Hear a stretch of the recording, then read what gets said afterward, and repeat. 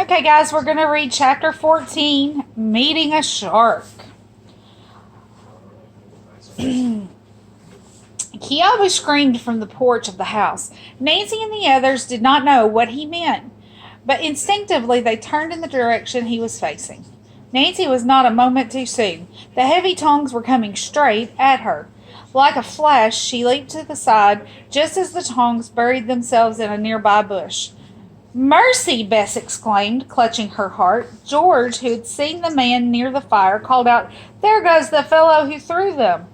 In an instant, she was dashing across the grass after him. Nancy and Bess followed. The fleeting man dodged in and out among trees and shrubbery until he reached the entrance to Kalakula. By the time the girls arrived at the spot, he was a good distance down the road.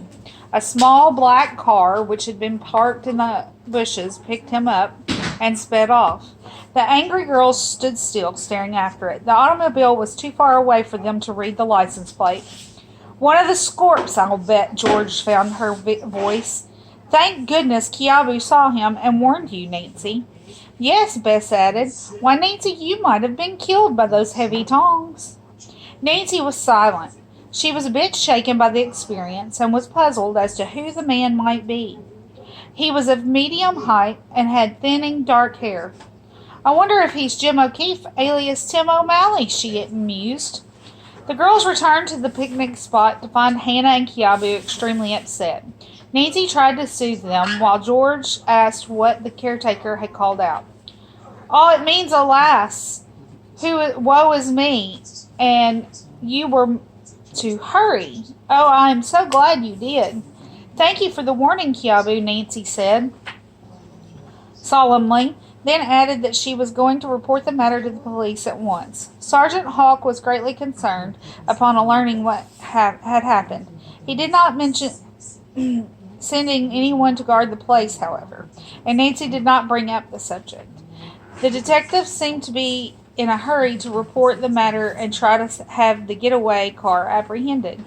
Soon after Nancy returned to the garden, the three boys arrived. All were wearing very gay aloha shirts which they had purchased in the city after delivering the receipt to Mr. Dutton.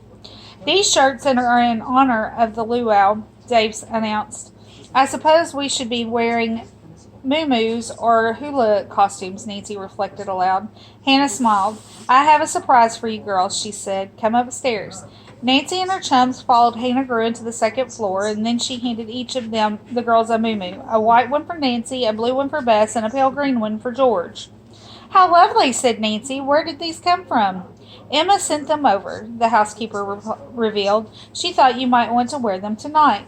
"How very sweet of her," said Bess. The girls put on the muumuus and went to thank Emma. Then they joined the boys and told them about the vicious tongs thrower. "I'm going to stick around after this so I can take care of you," Ned declared, and Nancy smiled appreciatively. A short time later, Mr. and Miss Armstrong and their Polynesian maid arrived with the food for the Hawaiian feast and leis for the mainlanders. "May we help with the luau?" Nancy asked. "Yes," she said. "I think you girls would enjoy setting the table." But first, Mr. Armstrong spoke up. "I think our guests should watch the preparation of the pig." Kiava produced a huge piece of chicken wire, which was then covered with banana leaves. The pig was laid on them. Next, he picked up one of the hot lava stones with the tongs and placed it inside the animal. Then sweet potatoes and pieces of fish, which had been wrapped in tea leaves, were placed around the pig. Slowly, the wire tray with its luscious load was lowered into the pit lined with the hot lava rocks. More banana leaves were spread over it, and then large wet sacks, finally dirt, was heaped on the top. "This is called the imu, or oven," Mrs. Armstrong explained. "The pig cooked in this imu is called pua kalua, and will be left for 4 hours to steam." While waiting for the food to cook, the young people told Mr. and Miss Armstrong about the recent mysterious happenings.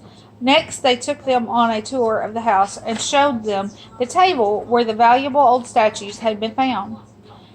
They all did some further searching, but nothing came out of it. Let's gather the flowers for the luau now, Mrs. Armstrong suggested. She and the girls walked around the extensive grounds, gathering red, orange, pink, yellow, and purple hibiscus flowers. Next, long tapa mats were brought from the Armstrong car and spread on the ground not far from the roasting pig. Their hostess had also brought a basket of tea leaves, and she now sprinkled them on the mats. Among these, the girls dropped the hibiscus blossoms. Presently, Emma appeared with luscious-looking pineapples and bananas, which were interprised with the flowers. I never saw a prettier table decoration, Bess murmured. At each place, the Armstrongs set a coconut shell filled with poi. Bess gazed at the sticky, paste-like porridge, which she was told was made from the root of the taro plant, and wondered if she dared to eat it. Mr. Armstrong was amused. Poi is rather flavorless, but you should at least taste it, he said. Meanwhile, the Armstrongs' maid was busy in the kitchen grinding coconut and pounding squid.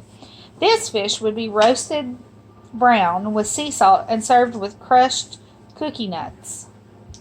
Emma was filling the coconut shell dishes with salmon and onion and tomatoes. Dessert, she said, would be white squares of delicious coconut pudding. By the time the pig was ready to eat, dusk had fallen.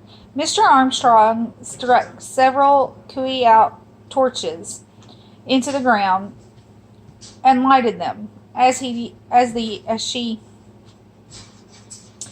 young people gathered around the table with the others, Mrs. Armstrong smiled broadly. You really look like Hawaiians, she said. Now everyone find his place, please. Now, her guests discovered the place cards had been set among the flowers and leaves. Why, our names are in Hawaiian, Bess exclaimed. Oh dear, how can I ever find mine? Nancy was the first to discover hers. She declared it was not too hard to figure out. Anne is a little like my American name, she said, smiling. Hannah was next to find her name. It was Anna Polani. I presume that stands for Hannah Francis, she said, turning to Mrs. Armstrong. I wondered why you asked me earlier what my middle name was. The other young people found it impossible to figure out their cards. Finally, their hostess led them one by one to their places. Bess's Hawaiian name was Elikipika. George's was Kikoe. Yours, Ned, said Mrs. Armstrong, is Eloine. Eluine is glad to be seated next to Nancy. Bert called Topaka was next to George, and Kawiki, meaning Dave, was placed next to Bess. Oh, this is such fun, Nancy exclaimed to herself as she added, and I hope nothing happens tonight to mar this beautiful party. Everyone seated himself on the ground at the table, and Mr. Armstrong proudly carried the crisply browned steamed pig to the table on a wooden platter. Kiabu was going to do this, he said, but he has elected himself a guard of the grounds tonight.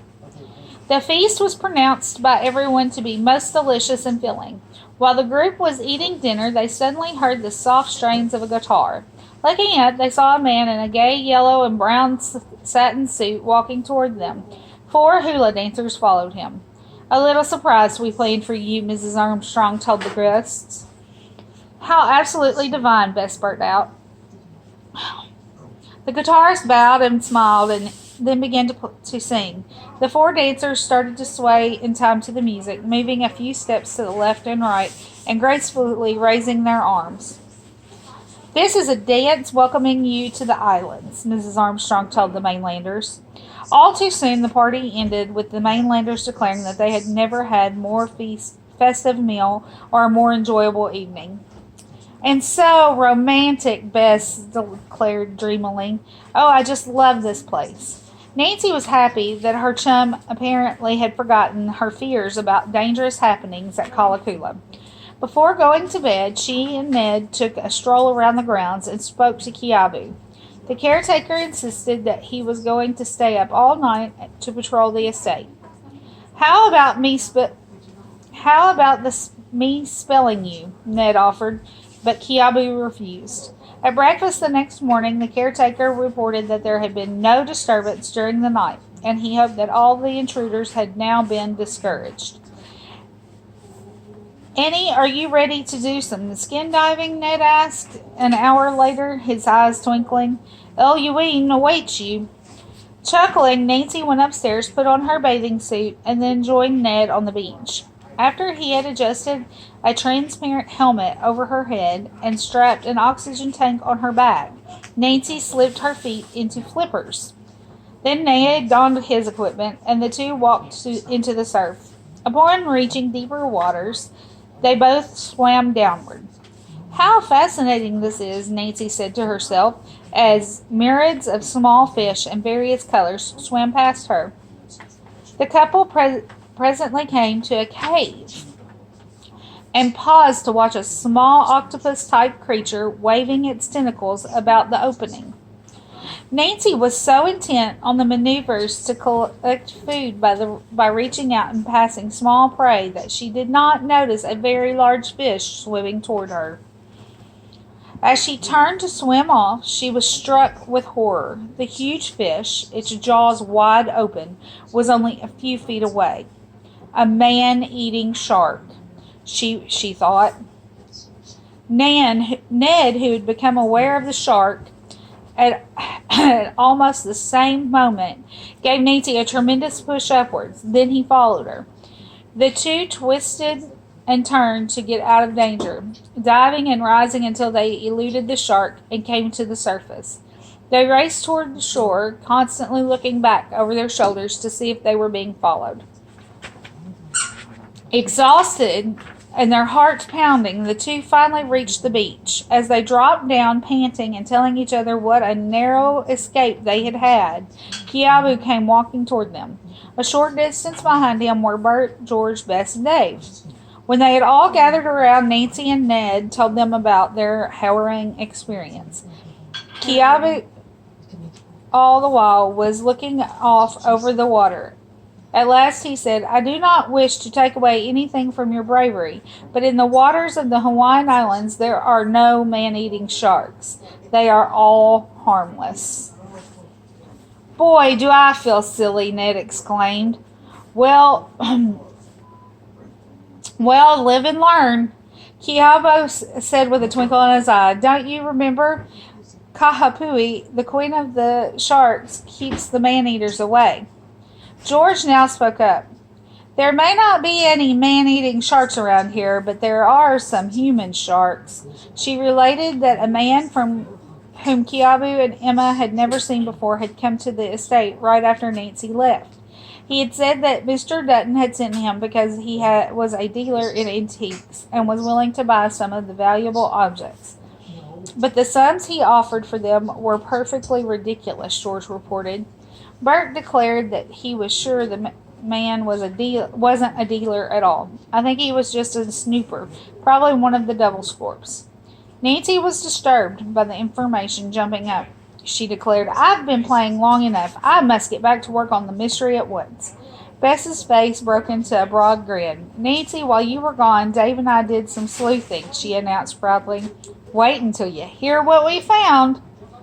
That's the end of chapter 14, so we will have to wait till next week to find out what Bess and Dave have found to surprise Nancy. All right, I'll see you all on Wednesday.